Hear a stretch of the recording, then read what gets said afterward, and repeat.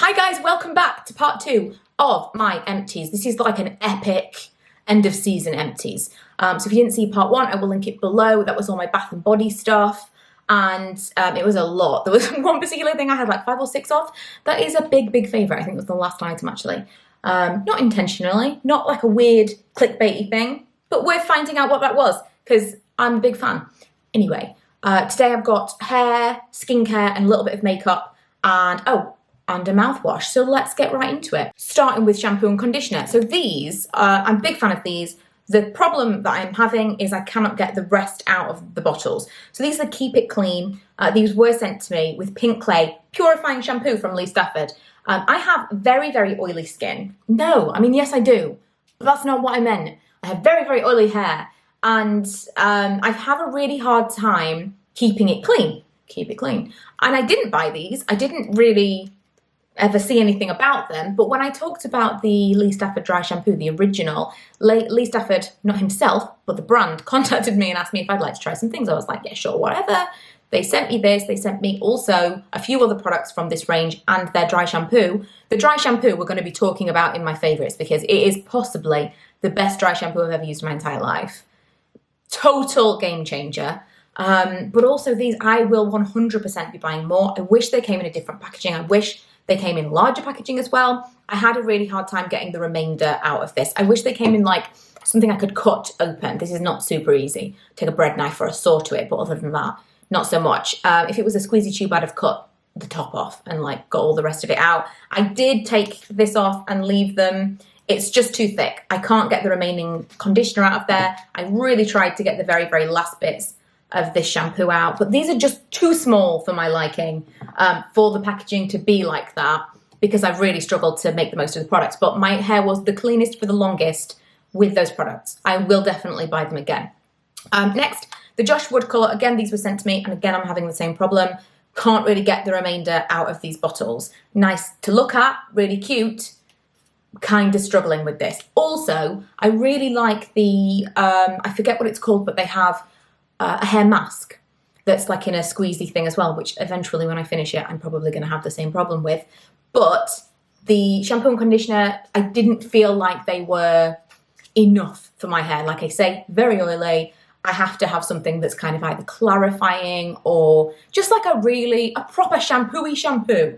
Those of you who know what I'm talking about, you will know what I'm talking about. If you've got like really dry hair or normal hair, you'll probably just be fine with anything. But I do definitely notice a difference in shampoos that are supposed to be kind of kinder or moisturising. That won't cut it for me. It needs to be a real shampoo-y shampoo. And this didn't really do it for me. But I do like their mask. In fact, I've got a mask, a hair mask of this Keep It Clean that I haven't tried yet. I'm going to try that next. Tresemme, I ended up using this. I bought it for Ella and we ended up finishing it up together. I actually quite liked this. I bought it because she was using all my fancy ones. And at that point, she didn't have anything, any particular needs with her hair. She's actually just had highlights. Her stepmom is a hairdresser, so she's done her hair a little bit blonder for her. And so I'm going to get her some stuff in that's a little bit more moisturising and stuff. Whereas previously, she didn't really need anything. So I got her this. I really liked this. It said dry frizz-prone hair because she does have curly hair naturally. And it says smoother hair, dry hair as well. Crazy. But this was really good and it made my hair feel really clean. Go figure. I have two dry shampoos. The Living Proof Perfect Hair Day. Not so much. This was expensive. I got a little sample of it, I think, in a glossy box. I don't mean it was expensive like I bought it, but this is expensive. It was either in a glossy box or something like that ages and ages ago, and it's been in my travel drawer. And I pulled some stuff out of this travel-sized beauty drawer the other day and thought, I really need to try some of these things. Like I can't really take this on holiday with me as my only dry shampoo if I don't know if it's good. I maybe got 2 uses out of it and I didn't think it was all that.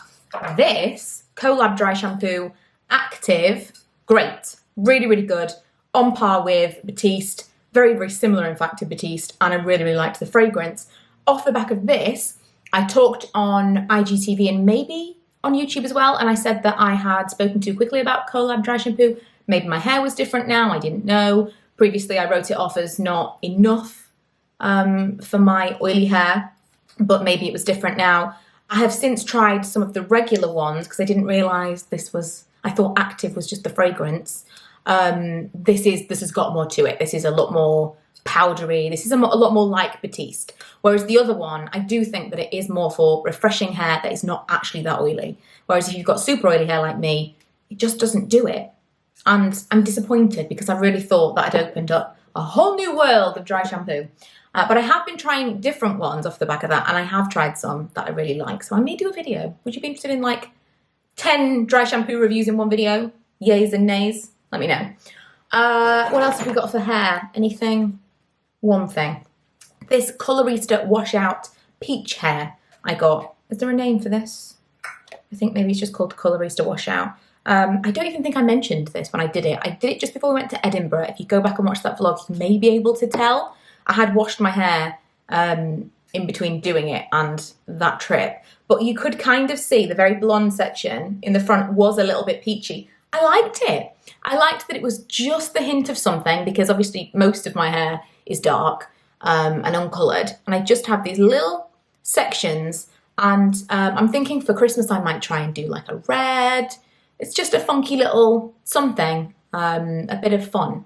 And I did really like this and it washed out pretty quickly and it didn't leave really anything behind. I'm not toning this little blonde bit. I'm cool with it being quite warm. And actually all the rest of my hair is quite warm now. I was looking at it the other day thinking, like there was a time where if this had been the colour of my hair, I would have been bereft because I was trying to get it like an icy colour and now I'm embracing the warmth. But I didn't feel like that left behind any like lingering tones of like orange or anything like that because that was one of the things I was concerned about. However, my hair, this is like a really gentle bleach. I can't remember if that's the name for it, but it's like a low peroxide bleach.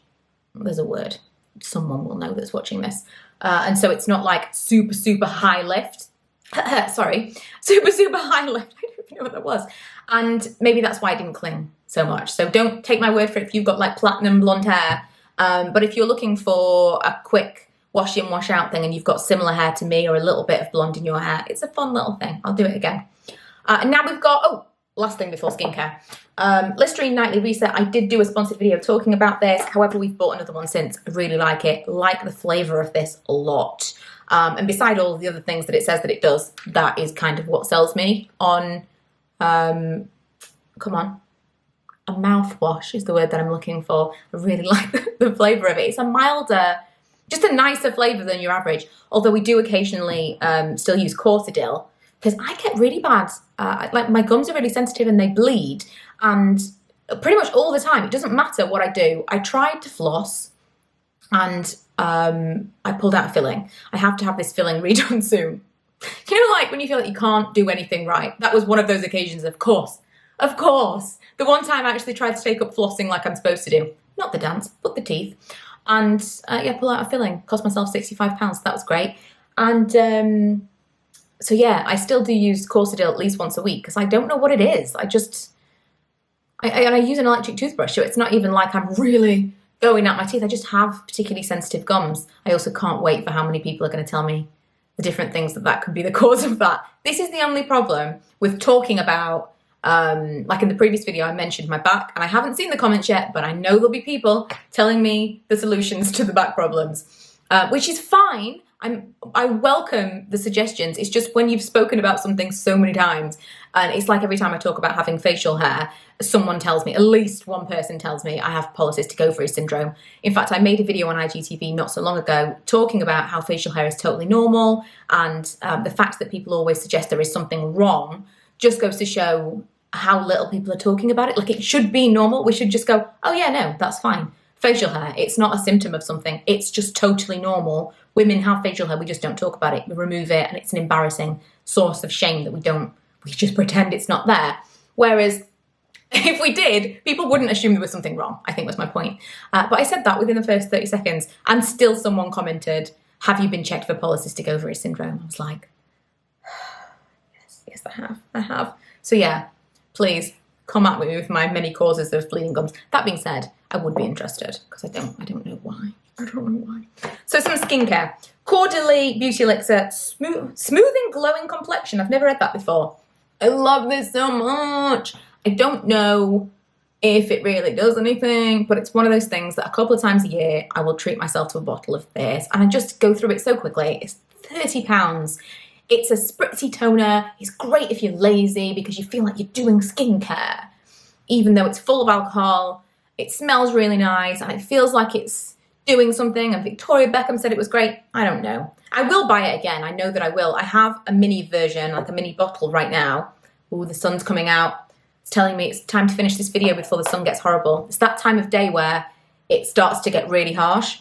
I really like it. I can't, in good conscience, tell you, this is amazing, go and buy it. But there's something about it. There's just certain products that feel really bougie, and you buy them even though you know they're probably a waste of money. I know I'm not alone. Something that I don't think is a waste of money, and I will be purchasing again. I have loads and loads of stuff to use up, but it's going on my list of buy this when you need another one. Is the Rose Ceramide Cream from Pixi. This was sent to me. However, one of my all-time favourite moisturisers. It's really quickly absorbed, very, very light, but it feels heavy. It's the weirdest texture. It's kind of almost gel-like, but you still feel like you've got something on your skin. And then within, I don't know, 20 minutes, it's absorbed, and it's just everything feels plumper. This is a really, really unusual product, and I really liked it. It felt different. There's not a lot of moisturisers that I put on, I go, ooh, yes, and this was one of them. This I won't buy again. I've got two of these, and I don't know where they came from. They must have been sent to me. It's a nice little product. It's very, very tiny. This is the full size, and it's the kind of thing that I'll throw in when I'm travelling, just because it's small. I like it. It's an oil serum. It's called Aromessence Neroli Hydrating Oil Serum. It's a nice product, but it's expensive and it's small, and there are other things that I prefer. So I have another one. You might say it again, but I didn't buy it. I don't know where it came from. Double Wear Stay in Place Flawless Concealer. I'm going to have to get another one of these because I became totally obsessed with this. When I kind of oh, the sun. The sun is trying to ruin my life. Can we look past it? We'll have to. When I rediscovered my passion for makeup earlier this year, which you all commented on at the time, Double Wear Concealer was the thing that I was using with various different foundations, and I was just obsessed. This, with a beauty blender, was out of this world amazing, and I find it difficult to find concealers that aren't like really heavy and crease, but still give me a good amount of coverage. I like just to put it here to give me a bit of a brightness and a pop just under my eyes where I'm a little bit darker, but I don't like to put it back here because this is not an area that needs more product. And I was really enjoying it, and then one day I took it out and the thing had come off inside, so I couldn't use it anymore. And I mean, it is pretty much dead. It is pretty much dead. The colour that I have is 01 Light, and I will buy this again. This was expensive, but I think it was worth it. Oh, and the last thing, the light is literally playing me out. The last thing is the Vichy Dermablend powder, which again is going on my list too. Yes, I would buy again. Setting powder, super, super light. This is hilarious. I'm going to watch this in fast forward later, and you just kind of see the sun coming through the clouds to ruin my life. Really, really nice. If you like the Bare Minerals Mineral Veil, then you will love this, and it is a fraction of the price for way more product. I love the Bare Minerals Mineral Veil. I may buy that again in future. It is just a little bit nicer than this, but they are very, very similar products. And also, I can't remember. I don't want to say, oh no, it might be. I was going to say, I don't think this had sparkle in it. But you know, it might. I was really shocked. You might have seen when I was doing my Budget Beauty month. I'm just looking for my torch. You might have seen me talk about, no, there is sparkle. There is. You might have seen me talk about the sparkly powder that I used, which, I mean, this was like out of this world sparkly. The one from Collection. But that was like, you could see it you could just clearly see that it was sparkly. Whereas the mica, which is what causes it, that's the light reflecting powder that you get like in HD things that promise to blur everything. Because it reflects the light. In real life, you look at it like in sunlight, well, sunlight may be too bright, but if you just kind of like, you know, slightly in the shade, and you see someone's face, it does reflect the light and it makes everything look blurred and perfect. However, under bright lights, like under direct lights in the bathroom, which is where I saw it, or sometimes under sunlight, it suddenly sparkles and you look insane. So it's kind of a problem. Also, that's where you get the flashback from. So the celebrities that got all of the crazy like powder all over their face, like in the flashlights when they were on the red carpet, that's what caused that problem. And it's something that now I'm looking out for because I didn't realise it was in as many powders as it is.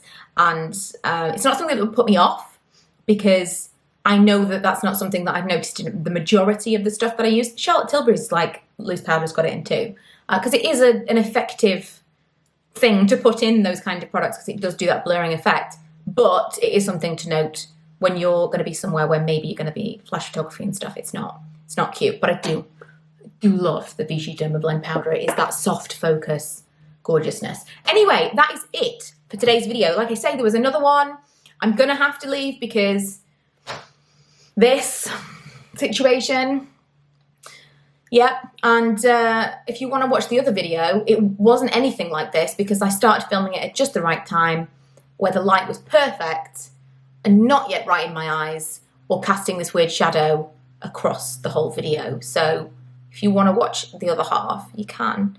Thanks for sticking with me if you've watched all the way to the end. If you watched all the way to the end, you might be someone who should subscribe. Go do that now. And I'll see you guys next time. Bye.